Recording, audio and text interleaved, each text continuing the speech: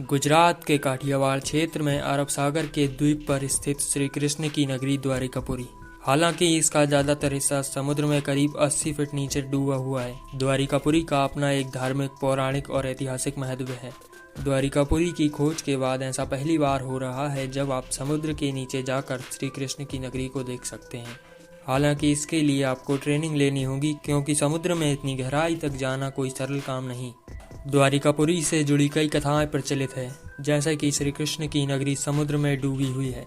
द्वारिकापुरी के 3 भाग समुद्र में डूबे हुए हैं। द्वारिकापुरी के कई द्वार हैं। इसका सिर्फ एक ही भाग, जिसे बेट द्वारिका कहते हैं, समुद्र में बने टापू पर मौजूद है। इस द्वार से जुड़ी एक कहानी है। कहते हैं कि मीराबाई यहाँ श्री कृष्ण से मिलने पहुंची थी। उस वक्त श्री कृष्ण ध्यान में थे, इस पर मीराबाई उनकी मूर्ति में समा गई थी। इसी जगह को गोमती, गुजरात, कोसावती और चंद्रभागा नदी का संगम है। यहाँ एक बड़ा रहस्य है जिसे आज तक कोई नहीं समझ पाया। यहाँ पांडवों के 5 कुएं हैं। चारों ओर समुद्र का पानी खारा है, लेकिन कुएं का पानी मीठा है। बेशक द्वारिकापुरी अब पूरी तरह खंडित हो चुकी है, लेकिन इसके अवशेषों को देखने का उत्साह हमेशा लोगों में रहा है। द्वारिकापुरी समुद्र में 60 से 80 फीट नीचे है।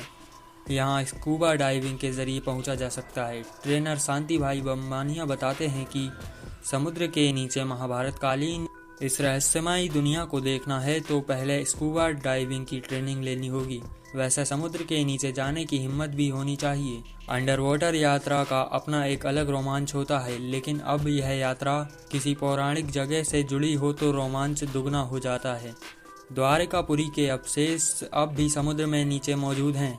इनमें विशाल प्रतिमाओं के अवशेष, जंगली जानवरों की आकृतियां, बड़े बड़े द्वार और स्तंभ शामिल हैं। द्वारिकापुरी भारत के 7 प्राचीन शहरों में शुमार है। पौराणिक कहानियों के अनुसार श्री कृष्ण ने करीब 36 साल तक द्वारिका पर शासन किया। वज्रनाभ यदुवंश के अंतिम राजा थे। हालांकि वे कुछ साल तक ही द्वारिकापुरी में रहे और इसके बाद वे हस्तिनापुर चले गए। जब तक द्वारिकापुरी की खोज नहीं हुई थी, तब तक यह महज एक किंवदंती के तौर पर कथाओं में जीवित रही।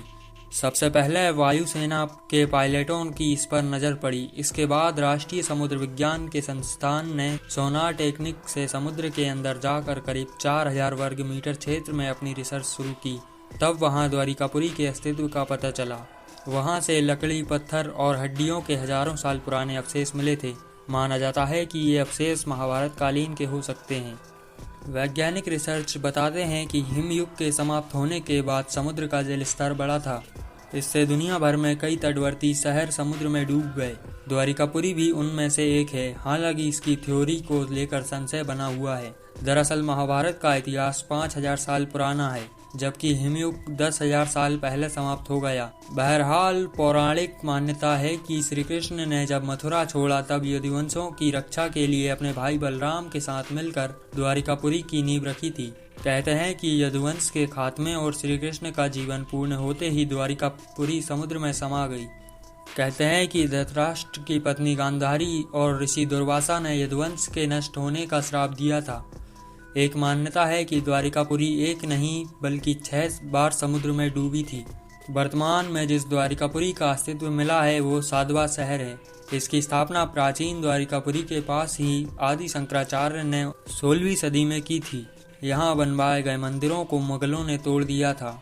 एक मीडिया रिपोर्ट के अनुसार 1963 में पहले डेक्कन कॉलेज के पुणे और डिपार्टमेंट ऑफ आर्कियोलॉजी और गुजरात सरकार ने मिलकर द्वारिकापुरी पर रिसर्च शुरू की थी। तब यहाँ 3000 साल पुराने बर्तन मिले। इसके बाद archaeological survey of India under water archaeology wing ने खोज शुरू की। वर्तमान में गोमती द्वारिका और बेट द्वारिका का ही अस्तित्व बचा है। गोमती द्वारिका में श्री रणछोड़ राय मंदिर और द्वारिकाधीश मंदिर मौजूद है। इसे 1500 वर्ष पुराना मानते हैं। यह मंदिर 7 मंजिला है। इस मंदिर का आसपास समुद्र का पानी भरा है। इसे गोमती कहते हैं। इस मंदिर में दक्षिण में आदि गुरु शंकराचार्य द्वारा स्थापित शारदा मठ भी है। दोस्तों, वीडियो पसंद आई हो तो लाइक, शेयर और सब्सक्राइब करना न भूलें और साथ ही बेल आइकन को भी प्रेस कर लें ताकि आने वाले वीडियो के नोटिफिकेशन आपको मिलते रहें।